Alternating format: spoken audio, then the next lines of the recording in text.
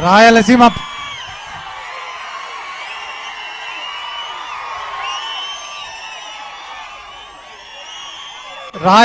Lift irrigation కు వ్యతిరేకంగా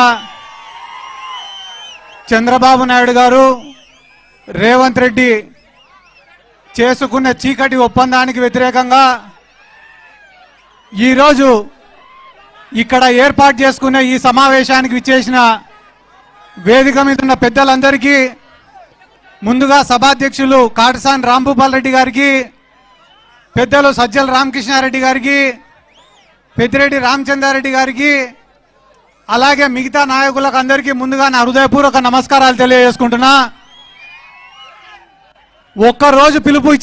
ఒక్కరోజు ముందే పిలుపుచ్చినా కూడా ఇన్ని వేల సంఖ్యలో ఇక్కడ పాల్గొనడానికి విచ్చేసినటువంటి ప్రతి ఒక్కరికి కూడా ముందుగా నా శిరస్సు వంచి నమస్కారాలు తెలియజేసుకుంటున్నా.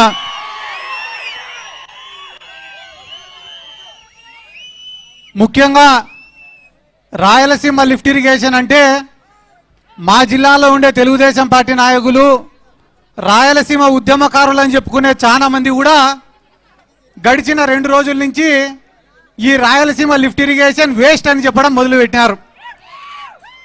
మాకు చాలా బాధగా ఉంది. ఎందుకు బాధగా ఉందంటే, వైఎస్ రాజశేఖర రెడ్డి గారితో పాటు మా తాత బైరెడ్డి శేషసేనారెడ్డి గారు కూడా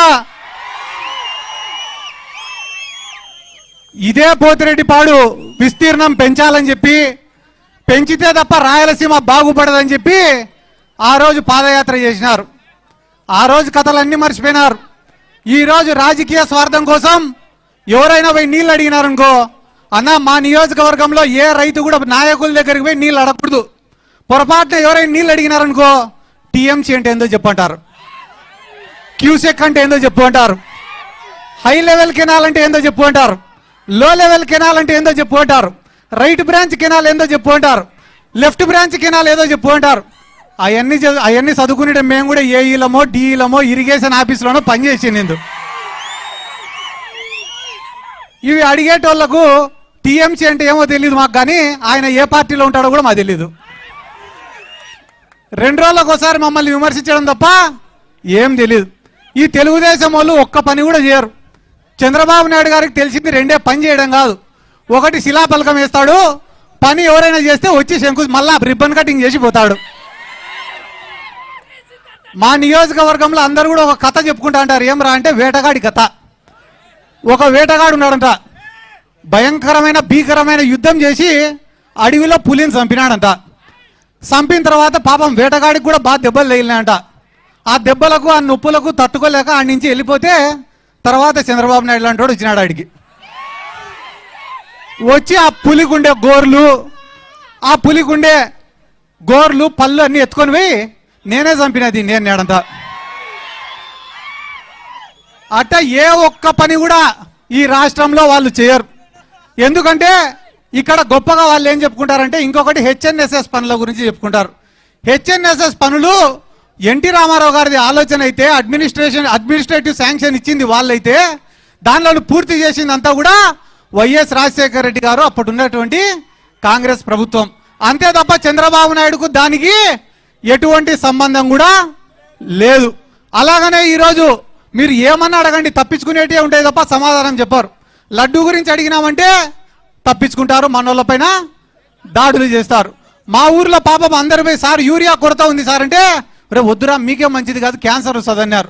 అంటే ఇంకా ఎవడు యూరియా గురించి అడగకూడదు. ఏం సార్ 18 ఏళ్ళు దాటిన మహిళలకు అందరికి 1500 ఇస్తారంటే, ఏం చేసుకుంటారమ్మా నా దగ్గర ఉంటే భద్రంగా ఉంటాయి అవన్నీ అంటాడు. అంటే ఏ మాట మాట్లాడినా కూడా అబద్ధమే తప్ప ఇంకొకటి లేదు. పవన్ కళ్యాణ్ గారు ఒకరు ఉన్నారు, మీకు ఏ ఆపద వచ్చినా నాది పూచి నన్ను నమ్మి ఆ పక్క ఓటేయండి అని అడిగినారు. పాపం నమ్మి ఓటేస్తే 2 సంవత్సరాలు అయింది, ఈ రోజు వరకు మా నియోజకవర్గాల పక్కకు కూడా రాలేన్నాం. ఆయన కేవలం 2-3 నియోజకవర్గాలు తప్ప ఏడ తిరగాడు. కాబట్టి ఒక్క మాట మీకు అందరికీ చెప్పేదన్నా, ఇక్కడ వేదిక మీద ఉన్న పెద్దలకు అందరికీ నా రిక్వెస్ట్ ఏమరా అంటే, రాయలసీమకు కానీ మీ నెల్లూరు జిల్లాకు కానీ ఎక్కడికి నీళ్లు పోవాలన్నా మా నందికొట్కూరు తాలూకా నుంచే పోవాలా. ఇట్లా గోరకల్లు రిజర్వాయర్కు పోవాలన్నా అవుకు రిజర్వాయర్కు పోవాలన్నా, జిఎన్ఎస్ఎస్ ప్రాజెక్టు కింద ఉండే 11 రిజర్వాయర్లకు, గండికోటకు కానీ, వామికొండకు కానీ, సర్వరాయ సాగర్ కానీ, మన 11 ప్రాజెక్టులు జిఎన్ఎస్ కింద పోవాలన్నా, కేసీ కెనాల్కు నీళ్లు పోవాలన్నా, నిప్పులవాగు ద్వారా కేసీ కెనాల్కు పోవాలన్నా, మీకు వెలిగోడ రిజర్వాయర్కు పోవాలన్నా, బ్రహ్మం సాగర్కు నీళ్లు పోవాలన్నా, కంటలేరుకు నీళ్లు పోవాలన్నా, సోమశీలకు నీళ్లు పోవాలన్నా, చివరికి మెడ్రాస్కు నీళ్లు పోవాలన్నా కూడా మా నందికొట్కూరు తాలూకా నుంచే పోవాలా.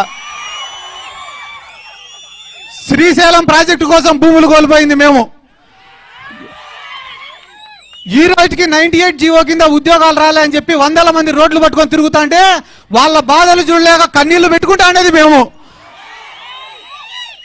ఇంతమందికి నీళ్ళు ఇచ్చి, ఇన్ని భూములు ఇచ్చి, ఈ రోజు మా ప్రాంతంలో నిలబడే ప్రాజెక్టులు ఎందుకు పనికిరావంటే, మాట్లాడే వాళ్ళు మా నియోజకవర్గాలలోకి వస్తే చెప్పులతోటి చీపుర్లతోటి ఖచ్చితంగా తంతామని కూడా చెప్తున్నాం. ఎందుకంటే ఎన్నో ప్రాజెక్టులకు లేవన్నా, పోతిరెడ్డిపాడు కావచ్చు, బనకచర్ల కావచ్చు, ఇట్లా పోతే హెచ్ఎన్ఎస్ఎస్ కావచ్చు, మల్యాల లిఫ్ట్ ఇరిగేషన్ కావచ్చు, ముచ్చుమారి ఎత్తిపోతల పథకం కావచ్చు, ఏ ప్రాజెక్ట్ వచ్చినా మేము భూములు కోల్పోతున్నాం, సర్వస్వం కోల్పోతున్నాం, ఈ ప్రాంతం ఇడిచిపెట్టి వలసలు పోతున్నాం. అందరూ మాట్లాడుకుంటున్నారు. ముఖ్యంగా మా ప్రాంతానికి వచ్చేది ఏముంది?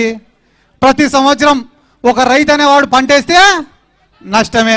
ఇసుపెటాకులు ఆడేటువంటి కన్నా ఒకరోజు మంచి ముక్క పడుతుందేమో కానీ రైతుకు మాత్రం పండించిన పంటకు మంచి రేటు రాదు. ఒరే మొక్కజొన్న కొనుగోలు కేంద్రం పెట్టండి రా, ఆ మూల నుంచి ఈ మూల వరకు మొక్కజొన్ననే వేసినాం రా మేము అంటే మొక్కజొన్న కొనుగోలు కేంద్రం మాత్రం పెట్టరు. ఈరోజు కొత్తగా కందుల కొనుగోలు కేంద్రాలు పెడతారట.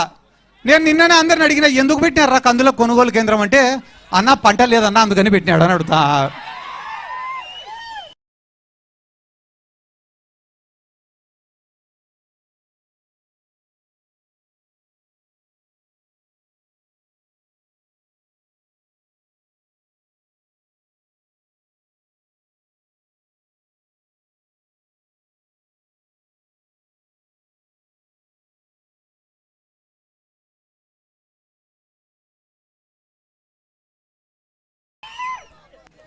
కాబట్టి ఇంకా పెద్దలు చాలా మంది ఒక 2-3% డబ్బులుండే వాళ్ళు ఉన్నారు, కానీ వాళ్ళు అవతల పార్టీలో ఉన్నారన్నా.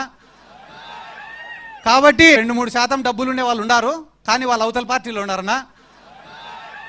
కాబట్టి వ్యవసాయం లాభసాటి కన్నా జరగాల, లేదా ఏమైనా పరిశ్రమలన్నా రావాలా, లేదా వ్యవసాయానికి సంబంధించిన పరిశ్రమలన్నా రావాలా, లేదా ఒక అగ్రికల్చర్ యూనివర్సిటీ రావాలా.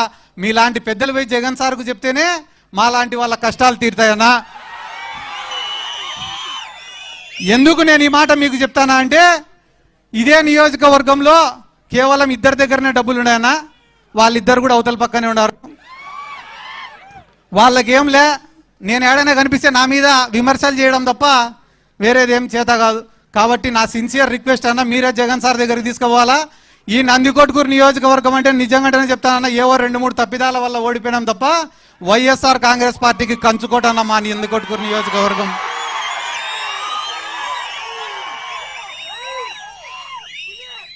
రేపు ఇప్పటికిప్పుడు ఎన్నికలు జరిగినా కూడా భారీ మెజార్టీతో మనం గెలిచడం ఖాయం ఈ నియోజకవర్గంలో.